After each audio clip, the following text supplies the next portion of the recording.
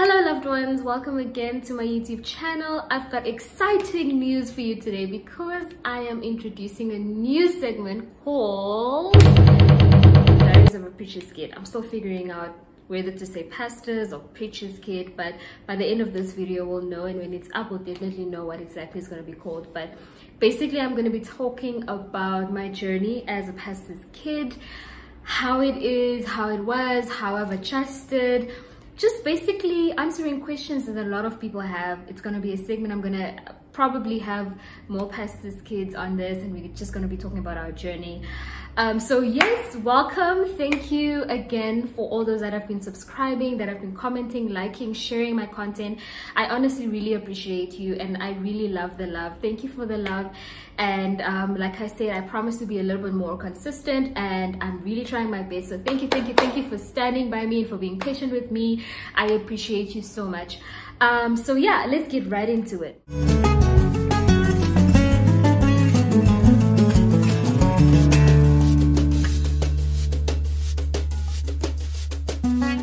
Okay guys, so I should stop saying guys. Friends, family, thank you again for joining me on this channel and for watching this video, for taking the time to watch this video. I believe this video will help pastors' kids, will help parents who are pastors, who've got children, who are trying to raise children in this pastoral environment and all of that. I promise to be as real as I can be, but also protecting the integrity of the home that I grew up in, protecting the integrity of my union and all of that, but trying to be as transparent as I can be, right? So yeah, how long have I been a pastor's child for? So I think all my life, I don't remember a time where I wasn't, except for before, I think from 1999. I was 7 years old, basically what you guys need to know. I was 7 years old when my parents became born again, but it didn't take long for them to transition into the pastoral stage. So they became born again, so they became leaders very quickly, and then like within months, I'm talking months, they became leaders very quickly. And my dad especially was very used in the area of healing, deliverance. In fact, this is actually a story where my dad, when he was still an elder before he became a pastor, because that's the hierarchy, you become a deacon and elder, and then you become a pastor, and then the hierarchies of the pastor, senior pastor, and all of that, and then it grows. So before my dad became a pastor, he was an elder, right? And he's very gifted, even up to now, he's very gifted in the area of like healing and deliverance. So he would always take me with him, with also some of my brothers, to evangelize, to preach the gospel, to minister to people. And I remember this one time he'd always take me with him to go sing, right? Because I have this gift of singing, and I never really understood it, guys. I was 10 years old, and he took me to this place, and this woman was suffering from was it HIV or blood cancer? I think this one was HIV.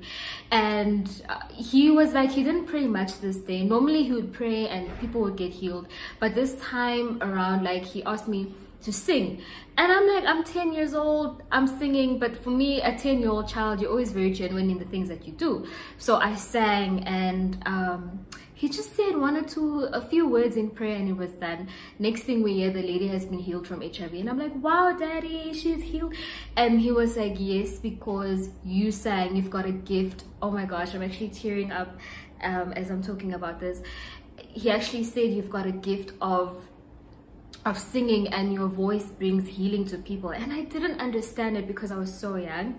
Whew, okay, no emotions today. And so that kept going. I didn't understand what was going on. A lot of things. Also, I'm very much gifted in the area of dreams and visions. Like, I would see something, or I would see someone doing something, or even discernment.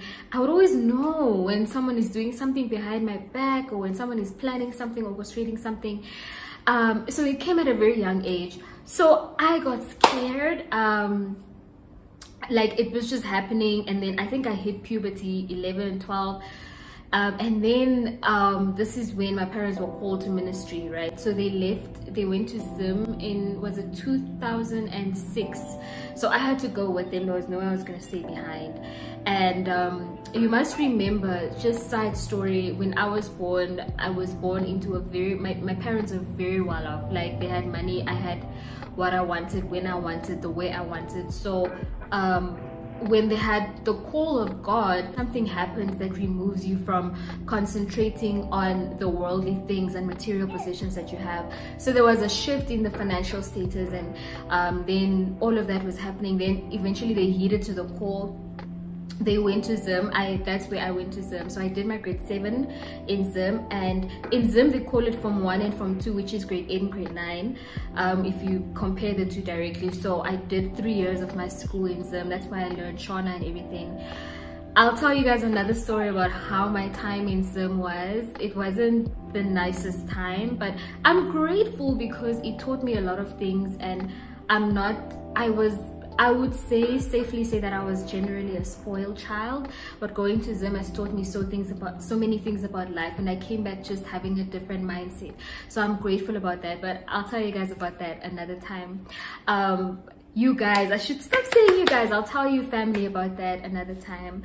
So yeah, so they went in 2006, we finished, and we returned in 2009. That's when I came back to Namibia and I did my grade 10. So when we came back, obviously, like I said, there was a shift in financial status. I no longer could go to the schools that I wanted to go to. In fact, I couldn't because it was late to apply. And what happens when you're a missionary is that you guys are like sent, people are sent out anyway, wherever. You don't ask questions, you go and you do the work of God because you're called to do the work of God. And when you've got children, they just automatically have to follow you because, I mean, where they're gonna go. So we settled then in the coastal town called Walvis Bay in Namibia, and I finished my high school there. So I did my grade 10, 11 and 12. So you must know that for 3 years when I was in Zim, I did not live with my parents, and now suddenly for 3 years I'm back here in Namibia. I'm living in an environment that I'm never used to. Suddenly we're living in a high density environment, and we're coming from a place where we lived in homes with pools and all of that kind of life, and suddenly we're in a 2-bedroom flat in a high density environment, and I'm going to a school with the lowest pass rate, right? So of course it affected me psychologically, spiritually, mentally. And so what that did to me, I remember I was just 16 years old. I started to rebel. I was so rebellious. I began to have this bitterness in my heart because I'm like, why are you doing this to me? This is not the life that I know. What's the sudden shift about? Like, is it this church? Is it this people? And it's unhealthy, but I started growing this bitterness a lot, and it started coming out in ugly ways. I was so rebellious. I would not even listen to whatever my parents would say would go in here and come out in the other ear. I felt like everything was just to shun me. And honestly, my parents had the most love. My parents, even up to now, if you know me personally, or if you know my parents personally, you know that I learned how to love from my parents. They have the greatest love, right? But because I was in this state of mind, I just felt like they don't have my best interests at heart. Why are we living like this? This is not the life that I know. And so I would just rebel and reject every instruction they would give me. Stay away from boys. I was like, why am I saying stay away from boys? Whatever you say doesn't make sense. Read and pass.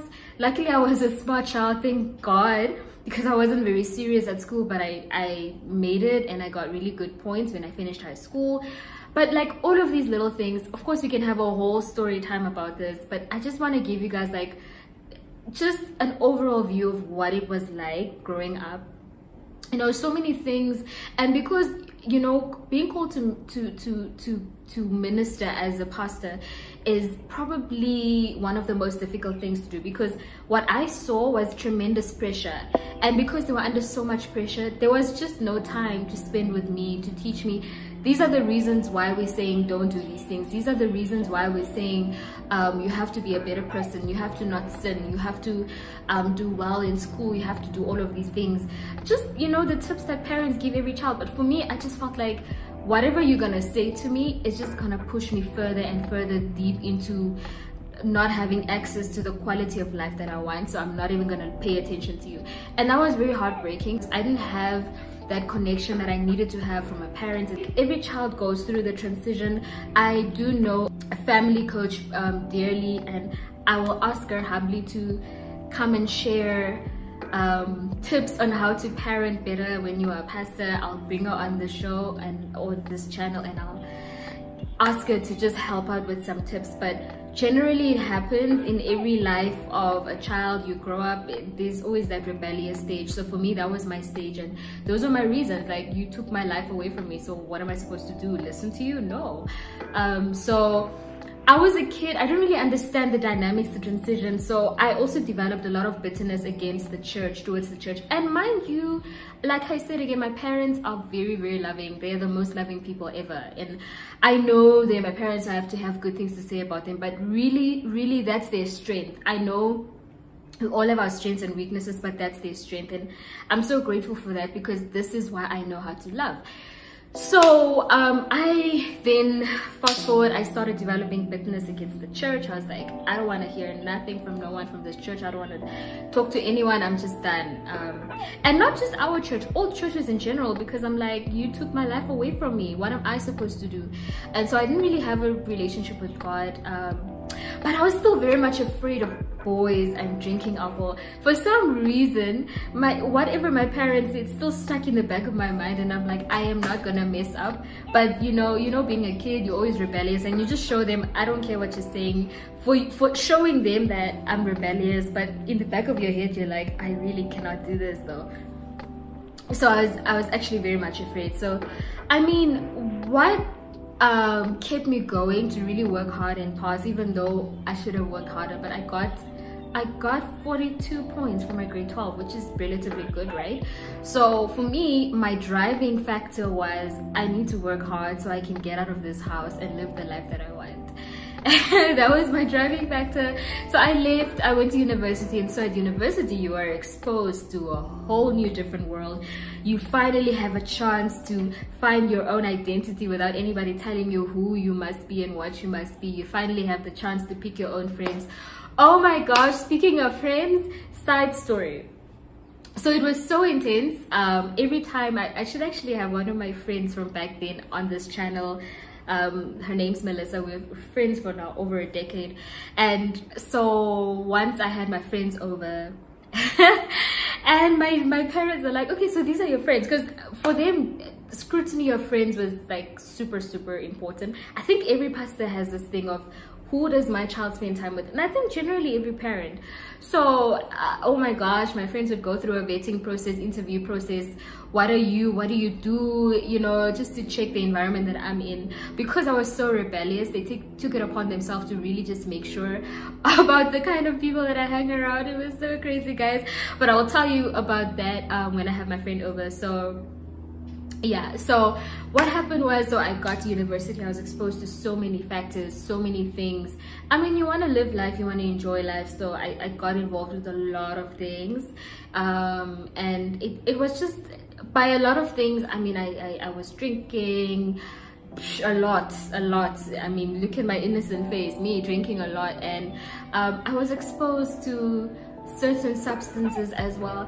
And for some reason, I didn't do it for long, and every time I was exposed to this environment, I just felt in my mind, I shouldn't be here, I shouldn't do this, I shouldn't. But that rebellion that was there just made me want to do it. I was like, I'm going to actively go against their teachings, because I don't want to be a part of that life that took my life away. So that kept going until I got really hurt, and I got really heartbroken. And eventually I got involved in this situationship that really shattered me, that really broke my heart. And even just thinking about it now, I'm so grateful to God for having brought me out of that situation. I was basically the laughing stock. There were two major situationships in my life that caused me the greatest heartbreak. And when I look back, I'm just so grateful that, of course, number one, I went through it, but then also that God brought me out of it and that I learned certain lessons. But here's the thing, whenever I was doing the things that I was doing, I would stay away from the pulpit. I never went in front, never spoke in front of the church, never took positions of leadership, even at the lowest level. Never. I stayed away. My big thing is I really respect the temple of God, and I respect the pulpit and the altar so much. I couldn't do it. I just couldn't do it. So my dad would be like, hey, come and sing, and I'd always just tell him, no, Daddy, I'm not worthy of standing by the altar. I can't do this. I respect it so much. And he was like, what are you really doing? And I was really good at hiding my stuff. I should also have one of my cousins, Stephanie, on here, because there's this story, but we'll talk about it when I have her. I've got so many stories of the things that I went through, guys. You would not believe it. But hey, the Bible says that when we confess our sins, we're no longer bound by them. So I'm ready to open up and tell you guys. In fact, I've opened up about some things, but yeah, I want to tell you guys in detail. You guys. I'm really working on not saying you guys, but I want to tell you family in detail of what's been happening. So yeah, both of my parents are pastors. They were pastors since that time, so it was quite hectic. Yeah, so I wouldn't, when I was going through whatever I was going through, I would not touch the pulpit. I would just, keep it there until I had my heartbreak. This was the turnaround heartbreak, where I was just like, I am done. I'm never gonna drink alcohol again. I'm never gonna be with a man who does not want to marry me. I'm not going to be exposed to certain substances. I'm not going to be exposed to certain environments. I just cut it. I was just like, I also tell you a story of how difficult it was for me to transition, because I was so attached to certain people, because we were involved in, of course, partaking intoxicating liquor and all of that. But it was so difficult for me to rip apart from that. But again, it's another story to talk about. I've got so much to tell you on this segment. So yeah, that's basically it. So when I turned around, I remember I went through an operation. I was sitting on a hospital bed. My appendix had burst and I was about to die. And I said to God, if I had died, what was going to happen? I'm not doing this anymore. I changed my life completely. In fact, before that year when I got sick, because I got sick in December, so already 2017, I was already like, I'm not doing this anymore. So I just would go from, I would then only start having one glass of wine, or then the glass of wine would not, it just wouldn't be enough. I wouldn't finish it. And then it went from it just went to not wanting alcohol anymore. Or being around people that would drink so much anymore, because I needed to heal. So I just completely got delivered. I also had to go through deliverance, a lot of prayer to help me through the process. So on that hospital bed, I was just like, why am I doing this? This is not who I am. I need to find myself. I need to identify as the person who I really am. And that, ladies and gentlemen, is how my journey started, on just coming back to that love, to my parents' love, building that relationship again, building relationships with my family members. And I feel like if you know me, you'd know that that's around the time that I started reaching out to people, started opening up my life to people, started talking to people. And then 4 months after that, March the following year, that's when I met Norman. And I feel like he was just sent by God, because you must remember we were in the same church for 10 years, but I never knew him. I never knew of him. I just met him and he was like an angel. And we just, at that point, I was just done with every other thing. I was just ready to serve God, because I remember before I met him, after I came out of hospital, I'm like, let's do this, let's serve God, everything that I needed to do. I started worshiping, I started loving people, I started accommodating people more, I started being more patient with people. I just started being involved in the church. Of course, I was on the altar again, because I was done with my past, and it was just beautiful, and it was so fulfilling. That feeling of fulfillment. That's how I knew that this is actually where I belong, here in church, in the presence of God. And that's how I met my husband, which is really beautiful because he also helped me on my journey to just grow and grow and grow and become better. So I mean, pastors' kids go through so much. There's a lot that I want to tell you. I want to talk to you about the biggest challenges, the biggest blessings, but this is basically just an introductory part where I introduced the segment, and this segment was laid on my heart just a couple of days ago, and I'm like, I have to record this and give you the content. So yeah, that's basically it. If you've got any more questions, if I don't do a Q&A on Instagram, I might not have the time for it, but please go on my comments, ask whatever you need to ask. I'll take note of the questions and I'll answer them in my next video. I think I should do a Q&A for my next video, just so we have that balance. So if there's anything that you want to know about my experiences, please comment down below. I'm ready and willing to answer to every one of you. And thank you for liking, sharing, subscribing, commenting, whatever it is that you need to do to show me some loving. I really, really, really, really appreciate you. I appreciate you. I appreciate you. Thank you so much. And yeah, until next time, ciao.